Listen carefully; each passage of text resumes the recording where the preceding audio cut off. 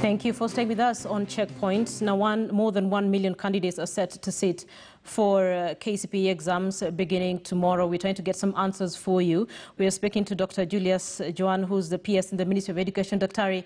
Thank you for staying with us on Checkpoint this evening. So just before we took the break, you gave the assurance that students in private schools who are not registered will get the chance to sit for the exams, which is a good thing. But there's another concern. I think about a week and a half ago, we spoke to Mohamed Gere, Member of Parliament Lagdera, and he raised concern on schools in northeastern Kenya. The concern was, A, there's the issue of insecurity in those areas, and B, they have insufficient numbers of teachers, even as they were heading towards this election. Are those concerns that have reached your desk? Are those concerns that are being addressed? Thank you. Can you hear me? Yes, I can hear you. Okay, good. Thank you. There are two issues here. One is the issue of insecurity in some of the areas in the country, not just in northeastern, but even some parts of the Rift Valley, like Kapedo and all that. Now, as you're aware, the exam is a whole government approach. This is approach as a government. We work very closely with the Ministry of Interior. We work very closely with the Ministry of ICT and basically all the other ministries.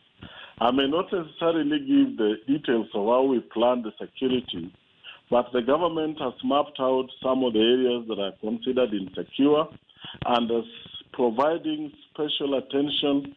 I'm sorry to mention that we have cases where we even have some of our special forces on standby to ensure that learners sit exams peacefully. It's very unfortunate that some people may want to interfere with the future of young people while these same people already had the opportunity. Number two is about the teachers. This is a matter that is purely in the hands of Teacher Service Commission. And I think Teacher Service Commission always addresses itself to this matter. I remember the time when a lot of teachers were killed in Northeastern, when the CEO of Teacher Service Commission really addressed this matter and mentioned that we need a complete support of the leaders from the regions where insecurity exists, because security is a matter for the entire community. And she mentioned very clearly that honestly she cannot continue taking bodies of teachers from other communities who go to teach there because they're being targeted and they're being killed. And I think they had a meeting, the leaders from the area, and they mapped out how they want to help make sure that teachers from other communities are not targeted for attack. So I think that's a matter that is being addressed by the TSC, and so the process will continue. And I think there was a time they even gave a special provision to recruit teachers who come from the region to ensure that these places have enough teachers. Dr. Ari, before I let you go, I'd like to ask you two questions so you can answer them concurrently. So there's a concern about pregnant candidates who are expected to sit for these exams. And this is an important question. Why? Because during the COVID pandemic, there was reports of an increase in number of students who got pregnant. Those students are expected to sit their exams. Do we have any indication whatsoever about their numbers, provisions that have been made for them to make them as comfortable as possible? And as you answer that, I remember the CS, there was a directive from the Ministry of Education that journalists should be able to get approval from the Ministry of Education before they visit schools. KCPE and KCSE exams are just about to begin. Would you give us a direction as journalists on how exactly we are supposed to cover this exam, putting in mind that there is approval that we are supposed to get from the Ministry of Education? Let me start with the first one. Please, I would encourage Kenyans that we don't focus attention on the girls who are pregnant. In my view, these children of ours already have a little stress, and therefore focusing a discussion on them today when they are supposed to sit the exam tomorrow is adding a lot of anxiety, adding a lot of focus, making them feel like, there are people who have committed very serious crime. I think I would suggest that we have the discussion of pregnancy after the examinations. On the contrary, PS, perhaps it would be a chance for you to give them the assurance from the Ministry of Education, not specifically pointing them out. You can be sure. This came directly from the leadership of this country. The president directed that all children should go back to school, pregnant or not pregnant. We implemented that to the letter. We made sure that when children got back to school, we sent officers across the country to get these learners to come to school.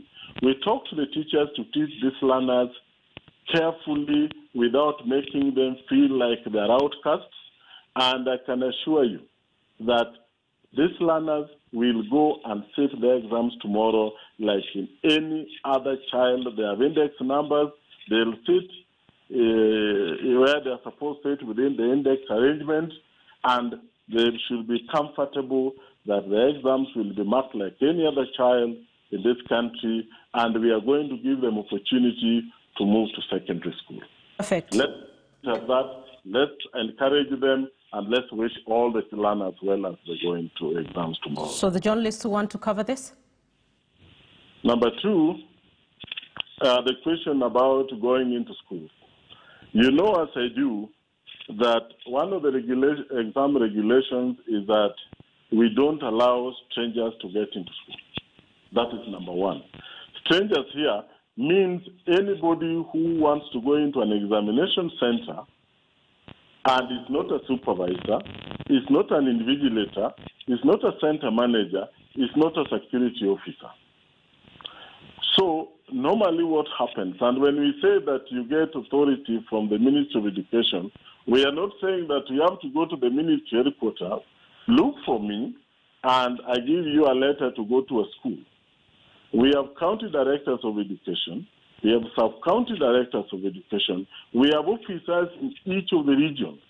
And therefore, if it becomes very necessary that you must go into a school and you can authentically confirm to us what you are going to do in the school, then it can be handled at that level. Because you will also agree with me that having people with cameras all over the place all the time in the schools also distracts the learners from the exam. Yeah. And as it is now, the reason why that was put in place is obvious. I think we all know what we used to go through in terms of cheating. I hear you, and you will also agree with me that if we give a blanket authority that journalists can walk into school, any other person can come with a badge and say, I'm a journalist from KCPE. I hear you. And we don't know what they're going to do. Good. I hear you. I'm sorry I have to end this conversation, but I really, really thank you for your time this evening on Checkpoint and for answering some of those questions that have been on the minds of parents and the students as well. Dr. Julius Joan, PS, Ministry of Education, thank you for your time. You're watching Checkpoint. I'm taking our second break right now.